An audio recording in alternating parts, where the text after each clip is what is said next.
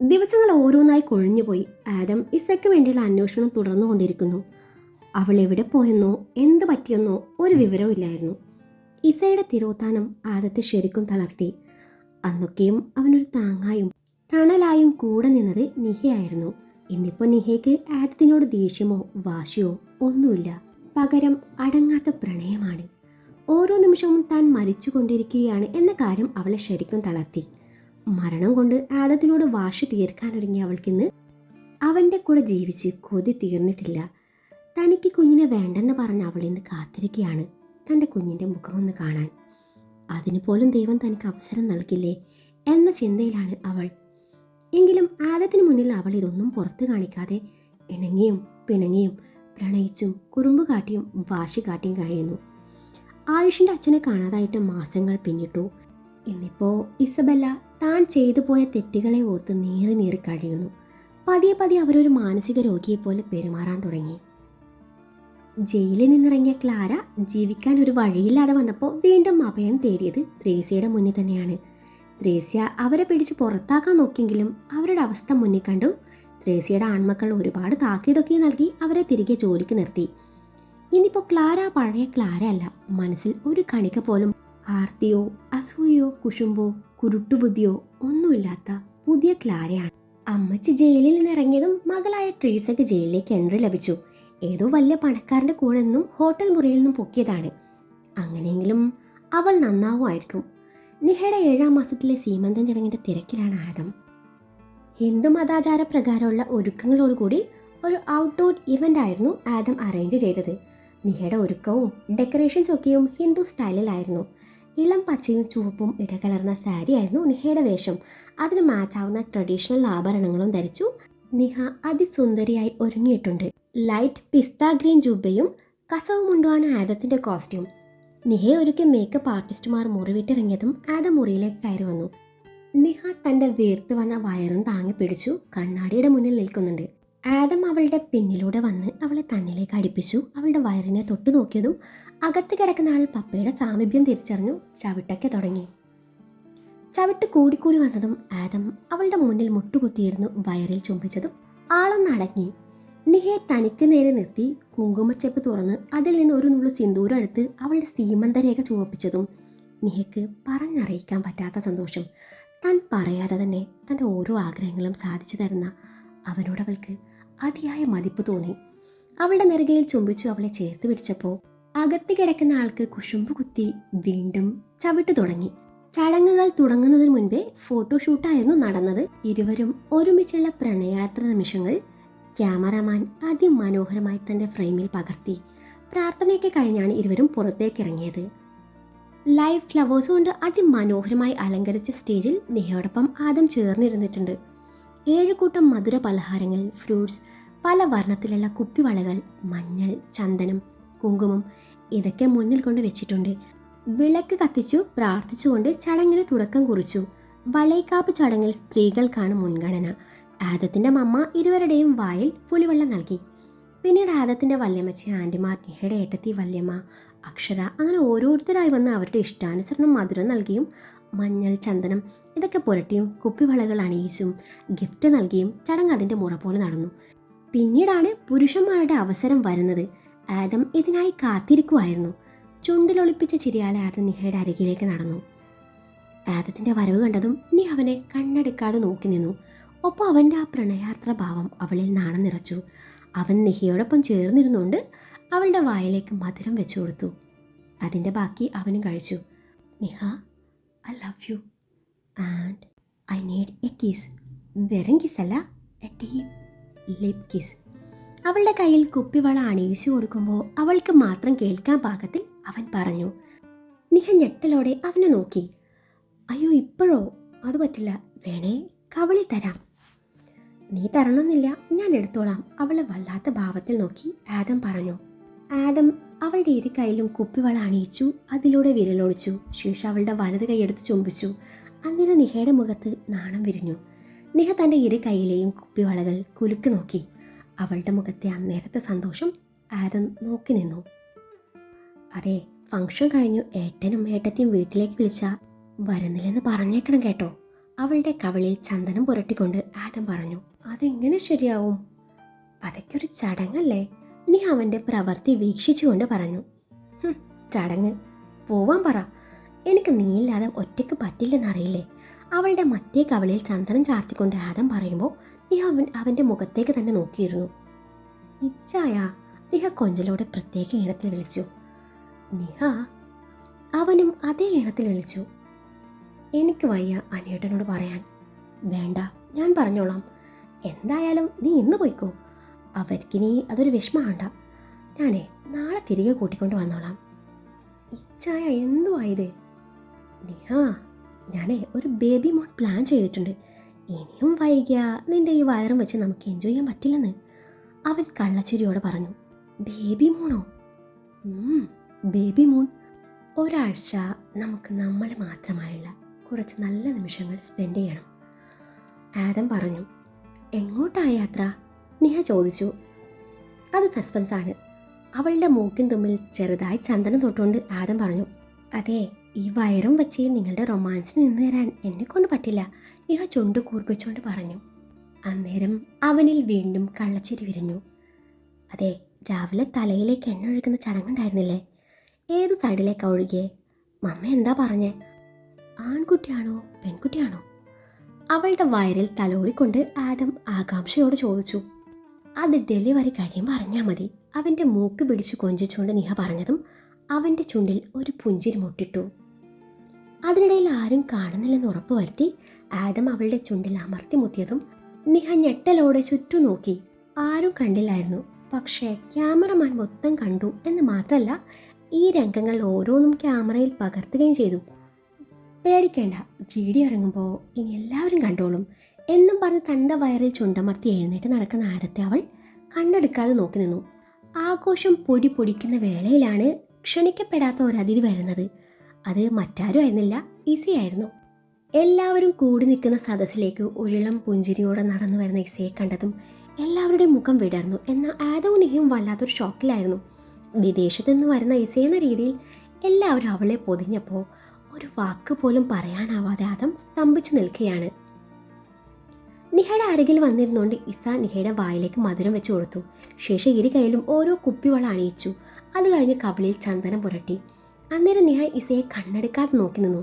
ഇസയുടെ കഴുത്തിൽ കിടക്കുന്ന താലിമാല കണ്ടതും നിഹ ഞെട്ടലോടെ ആദത്തെ നോക്കി. എന്താ ഇങ്ങനെ നോക്കുന്നത്? ഞാൻ നിന്റെ ആ പഴയ ഇസ തന്നെയാ. പക്ഷേ നമ്മൾ തമ്മിൽ മറ്റൊരു ബന്ധം കൂടിയുണ്ട്. നീ അറിഞ്ഞു കാണുമോ എന്നറിയില്ല. എന്നാലും ഞാനിവിടെ അതൊന്നുകൂടി വെളിപ്പെടുത്തുന്നു. അതും പറഞ്ഞ് ഇസ ആദത്തിന് മുന്നിൽ വന്നു നിന്നു. കൈ നീട്ടിയതും ആദം തൻ്റെ കഴുത്തിൽ കിടക്കുന്ന നിഹയുടെ മാല അവളുടെ കയ്യിൽ വെച്ചു കൊടുത്തു. ഇസ നിഹയുടെ അരികിൽ വന്നിരുന്നു ആ മാല നിഹയുടെ കഴുത്തിലേക്ക് കെട്ടിക്കൊടുത്തു. നിഹയുടെ കവിളിലും അവളുടെ വയറിലും ചുംബിച്ചു. നിഹയാണ് തൻ്റെ ആ ഏഞ്ചൽ എന്ന് എല്ലാവരും കേൾക്കാൻ പാകത്തിൽ ഇസ തുറന്നു പറഞ്ഞതും എല്ലാവർക്കും ഇരട്ടി മധുരമായിരുന്നു. പിന്നീട് എല്ലാവരും ചേർന്ന് നിന്നു ഫോട്ടോ എടുത്തു. അതിനിടയിൽ ആദം ഒരക്ഷരം മിണ്ടാതെ പുറത്തേക്ക് നടക്കുന്നത് ഇസയും നിഹയും നോക്കി നിന്നു. നിന്റെ കെട്ടിയോൻ കലിപ്പാണല്ലോ, ഞാനേ ഒന്ന് സോപ്പിട്ട് വരാം എന്ന് പറഞ്ഞ് ഇസ എഴുന്നേൽക്കാൻ നേരം നിഹ ഇസയുടെ കയ്യിൽ പിടുത്തമിട്ടു.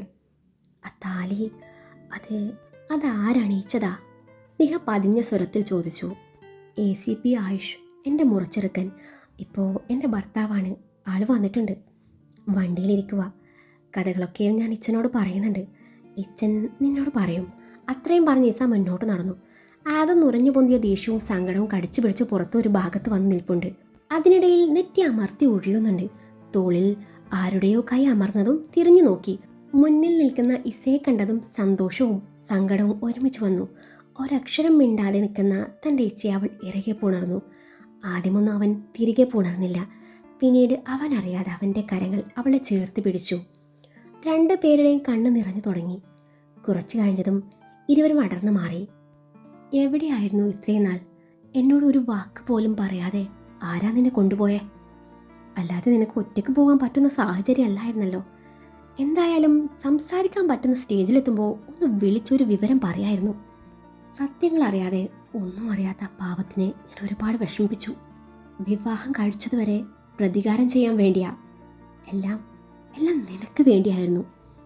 ആദത്തിൻ്റെ സ്വരത്തിൽ ദേഷ്യവും സങ്കടവും ഇടകലർന്നിരുന്നു. ഇച്ച, ഞാൻ മിണ്ടരുത്. നീ ഇച്ച, ഞാനൊന്ന് പറയട്ടെ. എനിക്കൊന്നും കേൾക്കണ്ട. കേൾക്കണം, അവൾക്ക് പറയാനുള്ളത് നീ കേൾക്കണം ആദം. ഒരു പുരുഷ സ്വരം കേട്ടിട്ടാണ് ആദം തിരിഞ്ഞു നോക്കുന്നത്. തൻ്റെ പിന്നിൽ നിൽക്കുന്ന ആയുഷിനെ കണ്ടതും ആദത്തിൻ്റെ മുഖം വലിഞ്ഞു മുറുകി. നിനക്കെന്താടാ ഇവിടെ കാര്യം? ഇത് ഞാനും എൻ്റെ പെങ്ങളും തമ്മിലുള്ള പ്രശ്നമാണ്. അതിൽ പുറത്തു നിന്ന് ഒരാൾ ഇടപെടുന്നത് എനിക്കിഷ്ടമല്ല. പുറത്തു നിന്നൊരാളോ? ഇവളുടെ ഭർത്താവ് എങ്ങനെ പുറത്തു നിന്നൊരാളാവും? ഇസയുടെ അരികിലേക്ക് വന്നുകൊണ്ട് ആയുഷ് പറഞ്ഞു. മനസ്സിലായില്ല. ആയുഷിൻ്റെ വാക്കുകൾ കേട്ട് ആദം പറഞ്ഞു. ഇത് ഞാൻ കെട്ടിയതാ.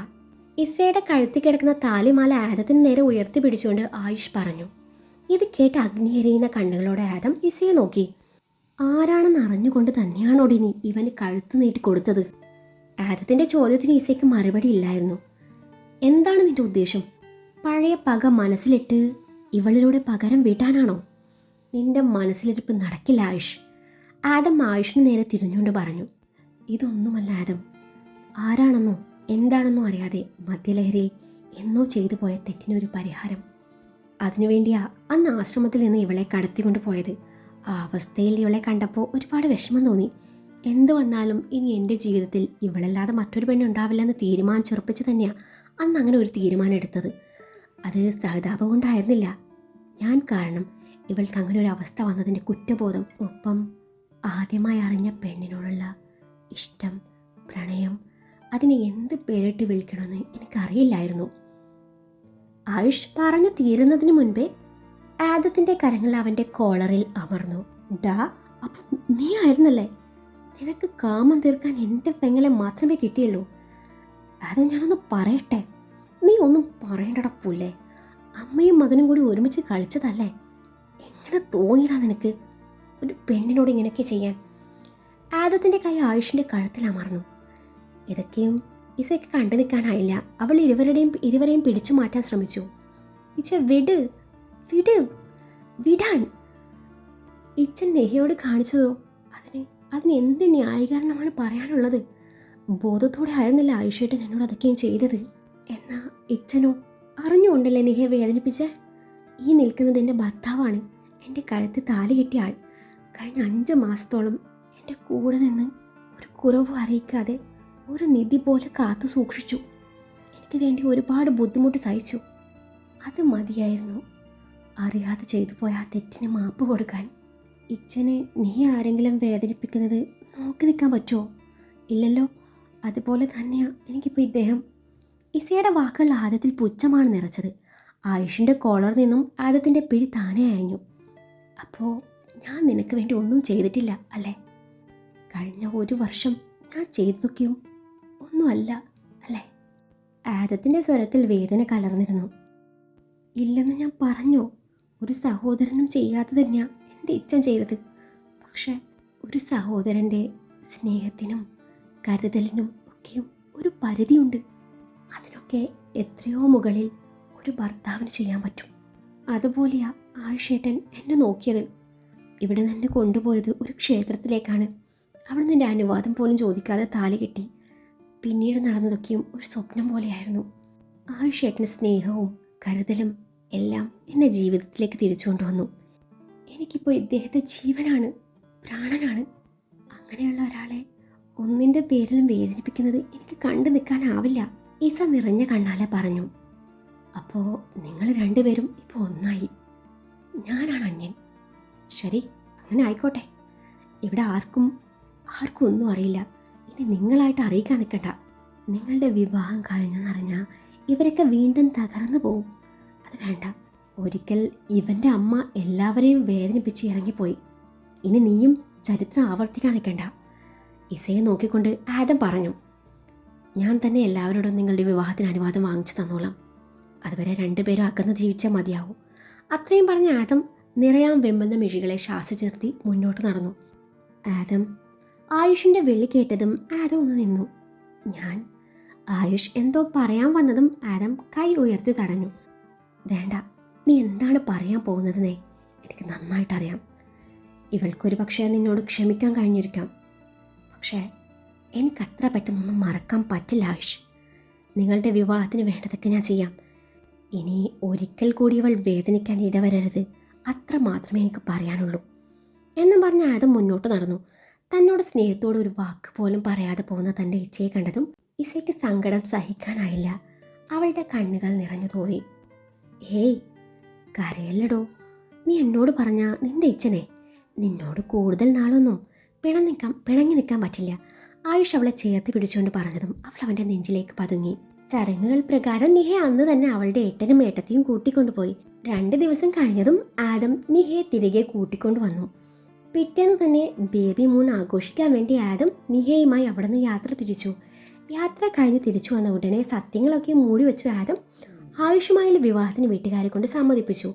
ആയുഷ് പറഞ്ഞതുപോലെ ഇസയുടെ ഇച്ചയ്ക്ക് അവളോട് കൂടുതൽ നാളൊന്നും പിണങ്ങി നിൽക്കാൻ പറ്റുമായിരുന്നില്ല. ആദം ഇസയോടുള്ള പിണക്കം അവസാനിപ്പിച്ചു. നിഹയുടെ ഡെലിവറിക്ക് മുൻപായി ആയുഷിൻ്റെയും ഇസയുടെയും വിവാഹം എല്ലാവരുടെയും അനുഗ്രഹത്തോടെ നടന്നു. ആയുഷിൻ്റെ അമ്മ ഇപ്പോഴും ഭ്രാന്താശുപത്രിയിൽ തന്നെയാണ്. ആദത്തിന് ഒഴികെ മറ്റാർക്കും അവരോടിപ്പോൾ ദേഷ്യമോ വാശിയോ ഒന്നുമില്ല. കാരണം അവർക്കൊന്നും പഴയ കഥകളൊന്നും അറിയില്ലായിരുന്നു. നിഹയും ആദവും തങ്ങളുടെ കുഞ്ഞിൻ്റെ വരവിനായി കാത്തിരിക്കുകയാണ്. നിഹയാകട്ടെ താൻ മരിച്ചു പോവല്ലോ എന്നോർത്ത് വേദനയോടെ നാളുകൾ എണ്ണി കഴിയുകയാണ്. ഡോക്ടർ പറഞ്ഞത് പ്രകാരം നിഹയുടെ ഡെലിവറിക്ക് ഇനി 10 ദിവസം കൂടി ബാക്കിയുണ്ട്. എന്നാൽ അതിനു മുൻപേ അവൾക്ക് പെയിൻ തുടങ്ങി ഹോസ്പിറ്റലിൽ അഡ്മിറ്റ് ചെയ്തു. ലേബർ റൂമിലേക്ക് കൊണ്ടുപോകുന്നതിന് മുൻപായി നിഹ ആദത്തിൻ്റെ കരം കവർന്നുകൊണ്ട് നിറക്കണ്ണുകളോടെ അവനെ നോക്കി. ഇച്ചായ, ഞാൻ മരിച്ചുപോയാൽ നമ്മുടെ വാവയെ പൊന്നുപോലെ നോക്കണേ. വേദന കടിച്ചു പിടിച്ച് നിറകണ്ണാലെ തന്നെ നോക്കി പറയുന്ന പെണ്ണിനെ അവൻ വേദനയോടെ നോക്കി. നിഹ, നീ എന്തൊക്കെയായി പറയുന്നത്? നീ മരിക്കാനൊന്നും പോണില്ല. അത് അവളെ സമാധാനിപ്പിച്ചു. ഇല്ല ഇച്ചായ, ഞാൻ മരിക്കും. ആദ്യം തൊട്ടേ ഡോക്ടർ എന്നോട് പറഞ്ഞതാ. നിഹ പറഞ്ഞത് കേട്ടതും ആദം ഞെട്ടി. നിഹ, ആദം വേദനയോടെ വിളിച്ചു. ഇച്ചായ വിഷമിക്കരുത്. ഞാൻ മരിച്ചാലും നമ്മുടെ വാവയ്ക്കൊന്നും പറ്റില്ല. നമ്മൾ ആദ്യമായി ഹോസ്പിറ്റലിൽ വന്നപ്പോൾ ഡോക്ടർ എന്നോട് കുഞ്ഞിനെ അബോർട്ട് ചെയ്ത് കളയാൻ പറഞ്ഞിരുന്നു. അങ്ങനെ ചെയ്താൽ ഞാൻ ജീവിക്കുത്രേ. അന്ന് വാശിപ്പുറത്ത് ഞാൻ എനിക്ക് മരണം മതിയെന്ന് തീരുമാനിച്ചു. ഇനിയിപ്പോൾ തോന്നുക എനിക്ക് മരിക്കണ്ടെന്ന്. എനിക്ക് നിങ്ങളോടൊപ്പം നമ്മുടെ കുഞ്ഞിനോടൊപ്പം ജീവിക്കണം. ഇത്രയും നാൾ ഞാൻ എല്ലാം ഉള്ളിലൊതുക്കി മരണത്തെ സ്വീകരിക്കാൻ തയ്യാറായി ജീവിച്ചു. പക്ഷേ ഇന്നിപ്പോൾ എനിക്ക് മരിക്കാൻ പേടിയാ. എനിക്ക് ജീവിച്ച് കൊതി തീർന്നിട്ടില്ല. എനിക്കെൻ്റെ കുഞ്ഞിനെ കാണാൻ പറ്റില്ല ചായ. നിഹയ്ക്ക് വിതുമ്പൽ അടക്കാനായില്ല. ഇത്രയും കേട്ടപ്പോഴേക്കും ആദം തറഞ്ഞു പോയിരുന്നു. താനെന്ന് പറയാൻ ഏൽപ്പിച്ച നുണ അവൾ ഇത്രമാത്രം അലട്ടുമെന്ന് അവൻ കരുതിയിരുന്നില്ല. അന്ന് ഡോക്ടറോട് അങ്ങനെ പറയാൻ ഏൽപ്പിച്ചത് താനായിരുന്നു. തൻ്റെ മുന്നിൽ വെച്ച് ഡോക്ടർ അത് പറയുമ്പോൾ സ്വാഭാവികമായി താൻ അപോഷം മതിയെന്ന് പറയും. അന്ന് താൻ എന്ത് പറയുന്നുവോ അതിനെതിരെ അവൾ പ്രവർത്തിക്കും എന്ന് മനസ്സിലാക്കിയിട്ട് തന്നെയാണ് അതുപോലൊരു നാടകം ക്രിയേറ്റ് ചെയ്തത്. പക്ഷെ അന്നേരം തനിക്കൊരു ഇമ്പോർട്ടൻ്റ് കോൾ വന്നു. ആ സമയത്ത് ഡോക്ടർ നിഹയോട് ആ നുണ പറയുകയും ചെയ്തു. അന്ന് നിഹ ഡോക്ടറോട് പറഞ്ഞതൊക്കെയും ഡോക്ടർ പിന്നീട് തന്നോട് പറഞ്ഞിരുന്നു. കുഞ്ഞിനെ അവൾ സ്നേഹിച്ചു തുടങ്ങിയതോടെ താനതൊക്കെ മറന്നു പോയിരുന്നു. പക്ഷെ നിഹ അവൾ ആദത്തിന് എന്ത് ചെയ്യണം എന്നറിയാതെയായി. ഇതുപോലെ ടെൻഷൻ അടിച്ചാൽ അത് അവളുടെയും കുഞ്ഞിൻ്റെയും ആരോഗ്യത്തെ ബാധിക്കും എന്നറിയാവുന്ന ആദം നിഹയോട് ആ സത്യം തുറന്നു പറഞ്ഞതും ആദത്തിൻ്റെ കയ്യിൽ മുറുക്കി പിടിച്ചിരുന്ന നിഹയുടെ കൈ താനേ അയഞ്ഞു. നിഹയുടെ കണ്ണുകൾ നിർത്താതെ പെയ്യുന്നുണ്ട്. ആ നിമിഷം അവൾ അവനെ വേദനയോടെ നോക്കി. ആ നോട്ടത്തിന് പിന്നിൽ ഒരുപാട് അർത്ഥങ്ങളുള്ളതുപോലെ അവന് തോന്നി. അപ്പോഴേക്കും അവൾക്ക് നല്ലോണം പെയിൻ വന്നു തുടങ്ങി. അവൾ തൻ്റെ അമ്മയെ വിളിച്ച് നിലവിളിച്ചു. ആ നിമിഷം അത് അവളുടെ അരികിൽ വന്നു നിന്നുവെങ്കിലും നിഹ ഒരു നോട്ടം കൊണ്ടുപോലും അവനെ പരിഗണിച്ചില്ല. അടുത്ത നിമിഷം സ്ട്രെച്ചറിൽ അവളെയും കൊണ്ട് നഴ്സുമാർ ലേബർ റൂമിനകത്തേക്ക് കടന്നു. ലേബർ റൂമിൻ്റെ വാതിലടഞ്ഞതും ആദം തളർച്ചയോടെ ഒരിടത്ത് വന്നിരുന്നു. മണിക്കൂറുകൾ നീണ്ട കാത്തിരിപ്പിനൊടുവിൽ നിഹ ഒരു ആൺകുഞ്ഞിന് ജന്മം നൽകി. വെള്ള ടർക്കിയിൽ പൊതിഞ്ഞ കുഞ്ഞുമായി ലേബർ റൂമിൻ്റെ ഡോറും തുറന്ന് നഴ്സ് പുറത്തേക്ക് വന്നു. ആദം തൻ്റെ കുഞ്ഞിനെ ഏറ്റുവാങ്ങുമ്പോൾ അവൻ്റെ കൈകൾ നന്നായി വിറക്കുന്നുണ്ടായിരുന്നു. തൻ്റെ അതേ ചായയിൽ വെളുത്തു തൊടുത്ത ഒരു കുഞ്ഞ് ആദം. എവിടെയൊക്കെയോ നിഹയുടെ രൂപസാദൃശ്യവും. കുഞ്ഞു നെറ്റിയിൽ ചുണ്ട് ചേർക്കുമ്പോൾ അവൻ്റെ താടി രോമങ്ങൾ കുഞ്ഞിൻ്റെ ഉറക്കത്തിന് ഭംഗം വരുത്തിയതും കുഞ്ഞിൻ്റെ മുഖം ചുളുങ്ങി. അതിനിടയിൽ ഒന്ന് പുളഞ്ഞുകൊണ്ട് പാതി കണ്ണ് തുറന്ന് പപ്പയെ നോക്കി. കുഞ്ഞ് വീണ്ടും കണ്ണടച്ചതും ആദം കുഞ്ഞി കവിളിൽ ഒന്നുകൂടെ ചുണ്ടമർത്തി. അന്നേരം കുഞ്ഞ് ഉറക്കെ കരയാൻ തുടങ്ങി. അന്നേരം ആദത്തിൻ്റെ മമ്മ കുഞ്ഞിനെ എടുത്ത് കരച്ചു നിർത്തി. കൂടെ നിന്നവരെല്ലാവരും കുഞ്ഞിനെ തൊട്ടു നോക്കുന്ന തിരക്കിലാണ്. ആദം തൻ്റെ താടി തടവിക്കൊണ്ട് തൊട്ടരികിലെ ചെയറിൽ വന്നിരുന്നു. തങ്ങളുടെ 1ാം വിവാഹ വാർഷികത്തിൻ്റെ അന്ന് തന്നെയാണ് തങ്ങളുടെ കുഞ്ഞിൻ്റെ ജനനം എന്നത് അവനെ കൂടുതൽ സന്തോഷിപ്പിച്ചു. ആ നിമിഷം കഴിഞ്ഞുപോയ ഒരു രംഗം അവൻ്റെ മനസ്സിൽ തെളിഞ്ഞു. ഇച്ചായ, എന്തുവായത്? എനിക്ക് നോവുന്നു. നിഹയുടെ കഴുത്തിൽ മുഖമിട്ടുരച്ചുന്ന ആദത്തിന്റെ മുടിയിൽ പിടിമുറുക്കിക്കൊണ്ട് നിഹ പറഞ്ഞു. ദേ, കുഞ്ഞാവ് വരുന്നതിന് മുൻപേ ഈ താടിയൊന്ന് വടിച്ചേക്കണം കേട്ടോ, ഇല്ലെങ്കിൽ ആള് നിങ്ങളോട് പിണങ്ങും. ഒന്ന് പോടി. എൻ്റെ കുഞ്ഞ് ജനിച്ച് വീഴുന്നതേ എൻ്റെ ഈ താടി കണ്ടുകൊണ്ടായിരിക്കണം. നോക്കിക്കോ, വളരും തോറും അവൻ എൻ്റെ താടിയുടെ ഫാനായിരിക്കും. അവനോ? നിഹ നെറ്റി ചൊളിച്ചു. ശരി, എങ്കിൽ അവളെ പപ്പയുടെ താടിയുടെ കട്ട ഫാനായിരിക്കും. പിന്നെ നോക്കിക്കോ, നിങ്ങൾ ഉമ്മ വെക്കുമ്പോൾ ആള് കരഞ്ഞു സീനാക്കും. അന്ന് കരച്ചിൽ നിർത്താൻ ഞാൻ ഉണ്ടായെന്ന് വരില്ല. ആദം ചിന്തയിൽ നിന്നുണർന്നു. നിഹ അന്ന് പറഞ്ഞതിൻ്റെ അർത്ഥം ഇന്നാണ് അവന് വ്യക്തമായത്. നിഹയെ റൂമിലേക്ക് മാറ്റിയതും നിഹയുടെ പെരുമാറ്റത്തിൽ ആദത്തിന് എന്തൊക്കെയോ അസ്വാഭാവികത തോന്നി. തന്നെ ഒന്ന് നോക്കുകയോ മിണ്ടുകയോ ഒന്നും ചെയ്യുന്നില്ല. കുഞ്ഞിനെ എടുക്കാൻ ചെല്ലുമ്പോൾ കുഞ്ഞിനെ ഫീഡ് ചെയ്യണം എന്നും പറഞ്ഞ് അവനെ മനഃപൂർവ്വം ഒഴിവാക്കി വിടും. ഹോസ്പിറ്റലിൽ നിന്ന് ഡിസ്ചാർജായി അവളുടെ വീട്ടിലേക്കാണ് ചെന്നത്. നേരത്തെ ആദത്തിൻ്റെ കൂടെ തങ്ങളുടെ വീട്ടിൽ താമസിക്കാമെന്ന് അവൾ സമ്മതിച്ചതാണ്. ഇന്നിപ്പോൾ അവൻ വിളിച്ചാൽ പോലും എടുക്കില്ല. 2-3 തവണ അവളുടെ വീട്ടിൽ കാണാൻ ചെന്നപ്പോൾ നിഹ മണിക്കൂറുകളോളം വാഷ്റൂമിൽ ചെലവഴിച്ചു. കുഞ്ഞുമായി കുറച്ചു നേരം ചിലവഴിച്ചു ആദം അവിടുന്ന് മടങ്ങി. ഇനിയിപ്പോൾ 2 ദിവസത്തിന് ശേഷം ആദം നിഹയും കുഞ്ഞിനെയും കാണാൻ വന്നതാണ്. കുഞ്ഞിനെ ഫീഡ് ചെയ്യായിരുന്നു നിഹ. അന്നേരം മുറിയിൽ ഏട്ടത്തി ഉണ്ടായിരുന്നു. അതുകൊണ്ട് നിഹയ്ക്ക് ഒന്നും ചെയ്യാൻ പറ്റാത്ത സിറ്റുവേഷൻ. 2 പേർക്കും ഒരു പ്രൈവസി കിട്ടിക്കോട്ടെ എന്ന് കരുതി ഏട്ടത്തി ഡോറും അടച്ചു പുറത്തേക്ക് നടന്നതും ആദം നിഹയുടെ അരികിൽ വന്നിരുന്നു. നിഹയുടെ മുഖത്തേക്ക് നോക്കിയതും അവൾ പതിവ് പോലെ അവൻ്റെ മുഖത്തേക്ക് പോലും നോക്കിയില്ല. അമ്മയുടെ മാറോട് ചേർന്ന് അമർന്ന് നുണയുന്ന തൻ്റെ പൊന്നോമനെ അവനൊന്ന് നോക്കി. ആദം മുഖം കുനിച്ച് കുഞ്ഞി കയ്യിൽ ചുണ്ടമർത്തിയതും അവൾ കുഞ്ഞിനെ ഫീഡ് ചെയ്യുന്നത് നിർത്തി ഡ്രസ്സ് നേരെ ഇട്ടതും കുഞ്ഞ് നിർത്താതെ കരയാൻ തുടങ്ങി. വേറെ വഴിയില്ലാതെ വന്നതും അവൾ വീണ്ടും കുഞ്ഞിനെ പാലോട്ടി. അന്നേരത്തെ അവൻ്റെ നോട്ടം താങ്ങാനാവാതെ അവൾ കുഞ്ഞിനെ തൻ്റെ മാറോട് അടുപ്പിച്ചു. കുഞ്ഞിൻ്റെ മൂക്ക് അവളുടെ ദേഹത്തേക്ക് ടച്ച് ചെയ്യുന്നത് കണ്ട് അവൻ്റെ കൈ അറിയാതെ അങ്ങോട്ട് നീണ്ടതും കുഞ്ഞിൻ്റെ കരച്ചിൽ പോലും വകവെക്കാതെ അവൾ അവനോട് പൊട്ടിത്തെറിച്ചു. ഒന്ന് പോയി തരുമോ? എന്തിനാ എപ്പോഴും വന്നിങ്ങനെ ശല്യപ്പെടുത്തുന്നത്? ഇത്രയും നാൾ ചെയ്തതൊന്നും പോരാഞ്ഞിട്ടാണോ? എത്രയോ രാത്രികൾ ഞാൻ മരണം മുന്നിൽ കണ്ട് ഉറങ്ങാതെ കഴിച്ചു കൂട്ടിയിട്ടുണ്ട്. 9 മാസത്തോളം ഞാൻ അനുഭവിച്ച വേദന അതിന് പകരമാവില്ല ഒന്നും. നിങ്ങൾ കുഞ്ഞിന് വേണ്ടി അങ്ങനെ ഒരു നുണ പറഞ്ഞു. അന്നും നിങ്ങൾക്ക് എന്നേക്കാൾ വലുത് നിങ്ങളുടെ കുഞ്ഞായിരുന്നു. മരണത്തിലൂടെ നിങ്ങൾക്ക് മുന്നിൽ ജയിക്കാമെന്ന് കരുതിയപ്പോൾ അവിടെയും നിങ്ങൾ എന്നെ തോൽപ്പിച്ചു. ഇവിടെ ആർക്കും നിങ്ങളെ കാണണ്ട. കുഞ്ഞിൻ്റെ അവകാശം പറഞ്ഞ് എൻ്റെ മുന്നിൽ വരികയും വേണ്ട. ഇതെൻ്റെ കുഞ്ഞാ, എൻ്റെ മാത്രം കുഞ്ഞ്. എൻ്റെ കുഞ്ഞിന് അച്ഛനില്ല, അമ്മ മാത്രമേ ഉള്ളൂ. ഞാൻ അച്ഛനും അമ്മയും ഇല്ലാതെയാണ് വളർന്നത്. അതുപോലെ എൻ്റെ കുഞ്ഞും അച്ഛനില്ലാതെ വളർന്നോളും. നിഹ ഹൃദയം കല്ലാക്കിക്കൊണ്ട് പറഞ്ഞു. നിഹ മോളെ, ഞാൻ വേണ്ട, പോയിക്കോ. അന്ന് എൻ്റെ കരിയർ നശിപ്പിച്ചു. ഇനിയിപ്പോൾ എൻ്റെ ജീവിതവും. ഒരുപാട് സ്വപ്നങ്ങളുമായിട്ടാണ് ഞാൻ ഏജയിലേക്ക് വന്നത്. അതോടെ എൻ്റെ കരിയർ ഇല്ലാതായി. പിന്നീട് നിങ്ങളുടെ ഭാര്യയായി, നിങ്ങളുടെ കുഞ്ഞിൻ്റെ അമ്മയായി. ഇപ്പോൾ ദേ എൻ്റെ ജീവിതവും ഇല്ലാതായി. നിങ്ങളെ കണ്ടുമുട്ടിയില്ലായിരുന്നേ ഞാൻ ഈ ലൈഫിൽ എന്തൊക്കെയാകുമായിരുന്നു. എല്ലാം നശിപ്പിച്ചപ്പോൾ സമാധാനമായല്ലോ. പൊയ്ക്കോ, എനിക്ക് കാണണ്ട. എങ്ങോട്ടെങ്കിലും പൊയ്ക്കോ. പൊട്ടിത്തെറിച്ചുകൊണ്ട് നിഹ പറഞ്ഞ ഓരോ വാക്കുകളും അവൻ്റെ ഹൃദയത്തിലേക്ക് തുളച്ചു കയറി. വാവിട്ട് കരയുന്ന കുഞ്ഞിനെ ഒരു വട്ടം കൂടി നോക്കി അവിടെ നിന്ന് ഇറങ്ങിപ്പോയ ആദമിനെ പിന്നീട് ആരും കണ്ടില്ല. ജീവിച്ചിരിപ്പുണ്ടോ മരിച്ചെന്നോ എന്ന് പോലും അറിയില്ല. അന്വേഷണം പല വഴിക്ക് നടന്നു. എന്നിട്ടും ഒരു വിവരവും ഇല്ലായിരുന്നു. പലരും ആദം മരിച്ചു എന്ന നിഗമനത്തിലെത്തി. അപ്പോൾ നിഹ ഉറച്ചു വിശ്വസിച്ചു അവൻ എവിടെയോ ജീവിച്ചിരിപ്പുണ്ടെന്ന്. 6 മാസങ്ങൾക്കിപ്പുറം ആദം പടുത്തുയർത്തിയ ബിസിനസ് സാമ്രാജ്യം തകർച്ചയുടെ വക്കിലാണെന്നറിഞ്ഞതും നിഹ AJ ഗ്രൂപ്പിൻ്റെ MD സ്ഥാനം ഏറ്റെടുത്തു. ബിസിനസിൻ്റെ പ്രവർത്തനം പുനരാരംഭിച്ചു. ആദം നിർത്തിവെച്ചിടത്ത് നിന്നും നിഹ തുടങ്ങുകയായിരുന്നു. ആദ്യമൊക്കെ നിഹയ്ക്ക് സഹായത്തിന് ഇസയും പപ്പയും എല്ലാവരും ഉണ്ടായിരുന്നു. പിന്നീട് അവളെല്ലാം ഒറ്റയ്ക്ക് മാനേജ് ചെയ്യാൻ പഠിച്ചു. ഇനിയിപ്പോൾ 2 വർഷങ്ങൾക്കിപ്പുറം നിഹ അറിയപ്പെടുന്ന ബിസിനസ് വുമണും ഫാഷൻ ഡിസൈനറും ഫിലിം കോസ്റ്റ്യൂം ഡിസൈനറൊക്കെയാണ്. പോയ വർഷത്തെ IDBയുടെ ബെസ്റ്റ് ഡിസൈനർക്കുള്ള അവാർഡ് നിഹയ്ക്കായിരുന്നു. നിഹ അവാർഡ് സ്വീകരിക്കുന്ന വീഡിയോ സമൂഹ മാധ്യമങ്ങളിൽ വൈറലായിരുന്നു. ഈ ഒരു വീഡിയോ യൂട്യൂബിലൂടെ വീണ്ടും വീണ്ടും കാണുകയാണ് ആദം.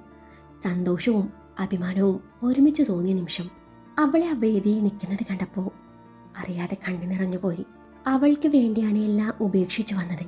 താനായി നഷ്ടപ്പെടുത്തിയതൊക്കെ താൻ തന്നെ അവൾക്ക് തിരികെ നൽകുന്ന ഉറച്ച തീരുമാനത്തിൽ മറഞ്ഞു നിന്ന് അവളെ സഹായിച്ചു. ബോസ്, ഇനി എന്തിനാ ഇങ്ങനൊരു ഒഴിച്ചുകളി? നാട്ടിലേക്ക് പോയിക്കൂടെ? ആദത്തിൻ്റെ സേവകരിൽ ഒരുത്തനായ റോണി ചോദിച്ചു. വിശ്വസ്തരായ ആ 2 പേരിൽ ഒരാൾ ആദത്തിൻ്റെ കൂടെയുണ്ട്, മറ്റേയാളെ നാട്ടിൽ നിഹയുടെ കാവലിന് ഏർപ്പാടാക്കിയിരിക്കുകയാണ്. പോവണം. അത്രയും പറഞ്ഞ ആദം സെറ്റിയിലേക്ക് ചാരി കണ്ണടച്ചിരുന്നു.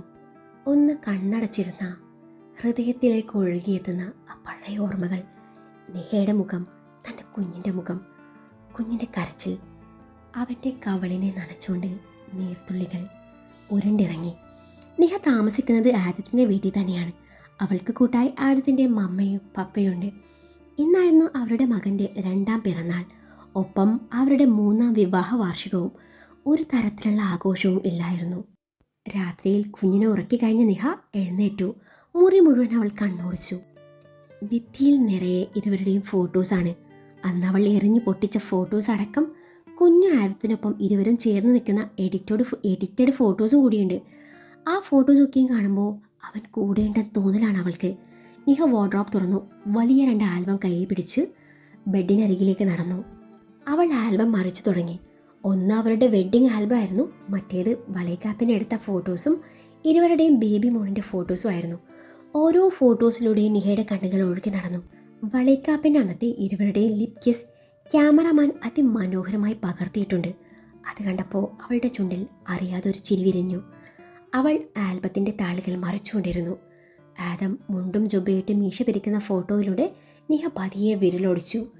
ആ നുണക്കുഴി അവൾ കണ്ണെടുക്കാതെ നോക്കി നിന്നു. ചുണ്ടിലൊളിപ്പിച്ച ആ ചിരി അവൾക്ക് കാണാമായിരുന്നു.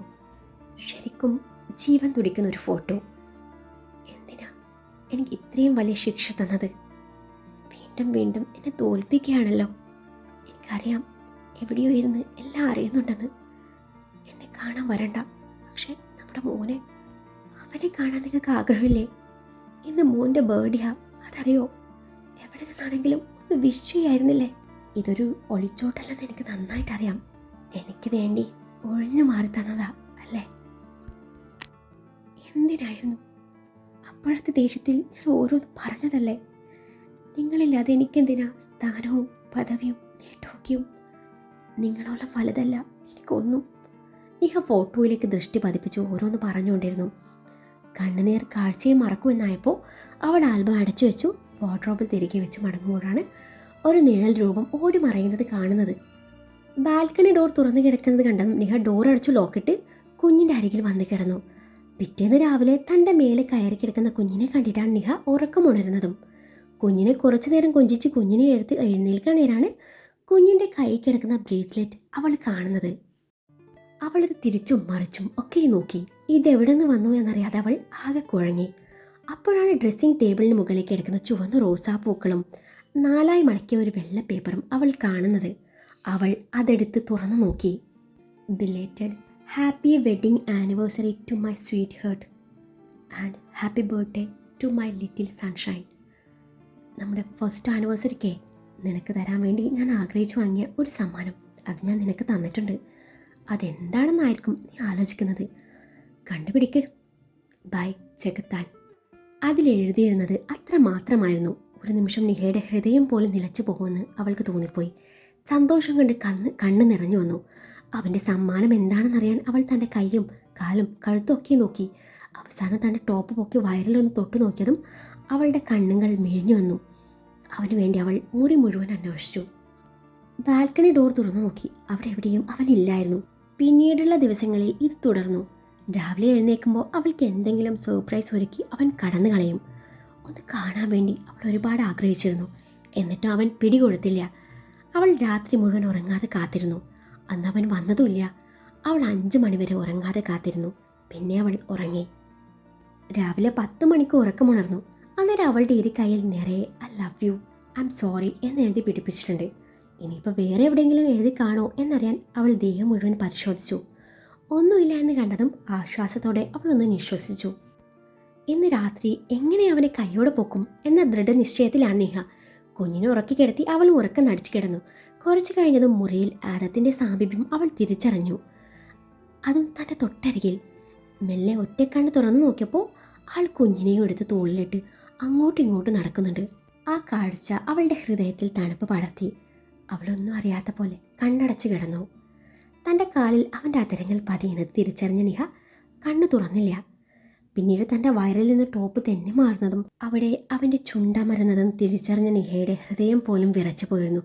പേന കൊണ്ട് തൻ്റെ വയറിൽ അവനെ എന്തോ കുത്തി കുറിക്കുകയാണെന്ന് മനസ്സിലായതും പഴയ സ്വഭാവത്തിന് ഒരു മാറ്റവും ഇല്ല എന്ന് മനസ്സിൽ പറഞ്ഞവൾ തൻ്റെ കാലുകൊണ്ട് അവൻ്റെ കഴുത്തിൽ വിരിഞ്ഞു മുറുക്കിയതും അവളുടെ ആ പെട്ടെന്നുള്ള പ്രവൃത്തിയിൽ ഒന്നും ചെയ്യാനാവാതെ അവൾക്ക് മുന്നിൽ അവന് അടിയറവ് പറയേണ്ടി വന്നു. അവൾ പെട്ടെന്ന് എഴുന്നേറ്റിരുന്നു. നിഹ അവൻ്റെ കഴുത്തിൽ തൻ്റെ ഇടത് കൈയിലെ തണ്ട വിരിഞ്ഞു മുറുക്കി അവനെയും കൊണ്ട് മുറിയിലെ ലൈറ്റിടാനായി നടന്നു.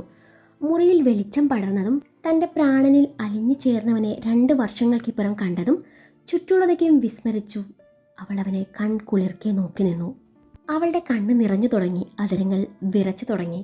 അവളുടെ ശ്രദ്ധയൊന്ന് തെറ്റിയതും തൻ്റെ കഴുത്തിൽ നിന്നുള്ള പിടി വിടുവിച്ച ശേഷം അവൻ അവളുടെ ഇരു കൈയും പിറകിലോട്ട് ലോക്ക് ചെയ്ത് വെച്ച് ഒന്നനങ്ങാൻ പോലും ആവാതെ തൻ്റെ നെഞ്ചോട് അടുപ്പിച്ചതും അവൾ കുതറി മാറാൻ ശ്രമിച്ചു. വിടടോ, വിടാൻ എടോന്നോ? പല്ലുകൊണ്ട് അവളുടെ തോളിൽ നിന്നും ടീഷർട്ട് താഴ്ത്തി വെച്ചു അവിടെ ചുംബിച്ചുകൊണ്ട് ആദം പറഞ്ഞു. ഡോ, എന്താ താനീ കാണിക്കുന്നേ? ദേ, ഞാൻ കരാട്ടയ്ക്ക് അഭ്യസിച്ചിട്ടുണ്ട്. ചുമ്മാ കളിക്കല്ലേ. അവൻ്റെ ഒരൊറ്റ ചുംബനം കൊണ്ട് താൻ തളർന്നു പോകുമെന്ന് തോന്നിയതും നിഹ ഗൗരവത്തിൻ്റെ മുഖംമൂടി അണിഞ്ഞുകൊണ്ട് പറഞ്ഞു. അതെനിക്ക് നന്നായിട്ടറിയാം, പക്ഷേ നിൻ്റെ ഓരോ അഭ്യാസവും എൻ്റെ അടുത്ത് നടക്കില്ല. അവളുടെ തോളിൽ മുഖമുരസിക്കൊണ്ട് അവൻ പറഞ്ഞു. ട്രിം ചെയ്ത് വെട്ടിയൊതുക്കിയ അവൻ്റെ താടി രോമങ്ങൾ അവളിൽ മുള്ളു പോലെ കുത്തിയിറങ്ങി. ഒരു കൈയാൽ അവളുടെ ഇരു കൈയും മുറുക്കി പിടിച്ച് മറുകൈയാലെ അവളുടെ വയറിൽ വട്ടം ചുറ്റിപ്പിടിച്ചു. അവൻ്റെ അതരങ്ങൾ അവളുടെ കാതിലും തോളിലും പിൻകഴുത്തിലും ഇടതടവില്ലാതെ അമരുമ്പോൾ അവൻ്റെ വലത് കൈ അവളുടെ മേനിയിൽ കുസൃതി കാട്ടി അലഞ്ഞു നടന്നു. അവളുടെ ഇരുമാറും അവൻ്റെ കൈകളാൽ ഞെരിഞ്ഞു തുടങ്ങിയതും അവളുടെ കണ്ണുകൾ താനെ അടഞ്ഞു. അവൾ അതുപോലെ പൊക്കിയെടുത്ത് കണ്ണാടിയുടെ മുന്നിൽ നിർത്തി. തൻ്റെ നെഞ്ചിൽ തളർന്നു വീണ് കണ്ണടച്ചു കിടക്കുന്ന പെണ്ണിനെ അവൻ കണ്ണടക്കാതെ നോക്കി നിന്നു. അവൻ അവളുടെ കയ്യിൽ നിന്നുള്ള പിടി അയച്ചു. അവളുടെ ടീഷർട്ട് പൊക്കി അവളുടെ വയറിൽ ചുറ്റിപ്പിണിഞ്ഞ് കിടക്കുന്ന പൊന്നരഞ്ഞാണം അവൻ മതി വരുവോളം നോക്കി നിന്നു. അപ്പോഴവൾ കണ്ണു തുറന്നില്ല. അവളുടെ വയറിൽ തലോടി നാഭിച്ചുഴിയിൽ വിരലിട്ട് ചുഴറ്റിയതും ഒന്നേങ്ങിക്കൊണ്ട് അവൾ കണ്ണു തുറന്നു. അവനെ ദഹിപ്പിച്ച് നോക്കി ആഞ്ഞു തള്ളി കരഞ്ഞുകൊണ്ട് ബെഡിനരികിലേക്ക് ഓടിയതും പിന്നാലെ അവനും നടന്നു. തലയണയിലേക്ക് മുഖം പൂഴ്ത്തി കരയുന്ന നിഹയുടെ ചുമലിൽ അവൻ കൈവച്ചതും അവൾ ചുവന്ന് കലങ്ങിയ കണ്ണുകളോടെ അവനെ നോക്കി. നിഹ, അവളുടെ അരികിൽ ചേർന്നിരുന്ന് അത്രമേൽ പ്രണയത്തോടെ അവൻ വിളിച്ചു. അവനെ ബെഡിലേക്ക് പിടിച്ചു തള്ളി അവൻ്റെ മേലെ അമർന്ന് അവൻ്റെ ചുണ്ടുകൾ കവർന്നതും മേഞ്ഞ കണ്ണാലെ അവൻ അവളെ നോക്കി. അവൻ്റെ ചുണ്ടിൽ പല്ലുകൾ ആഴ്ത്തി അവനെ വേദനിപ്പിച്ചുകൊണ്ട് ഉള്ളിലെ സങ്കടം മുഴുവൻ അവൾ ആ ചുംബനത്തിൽ തീർത്തു. ഇരുവരുടെയും നിശ്വാസവും ഉമിനീരും കണ്ണുനീരും തമ്മിൽ പരസ്പരം കൂടിക്കലർന്നു. കുഞ്ഞ് കരയുന്ന ശബ്ദം കേട്ടിട്ടാണ് നിഹ അവൻ്റെ ചുണ്ടുകൾ വേർപെടുത്തിയത്. തങ്ങളുടെ അരികിലേക്ക് വരുന്ന കുഞ്ഞിനെ ആദം കണ്ണെടുക്കാതെ നോക്കി നിന്നു.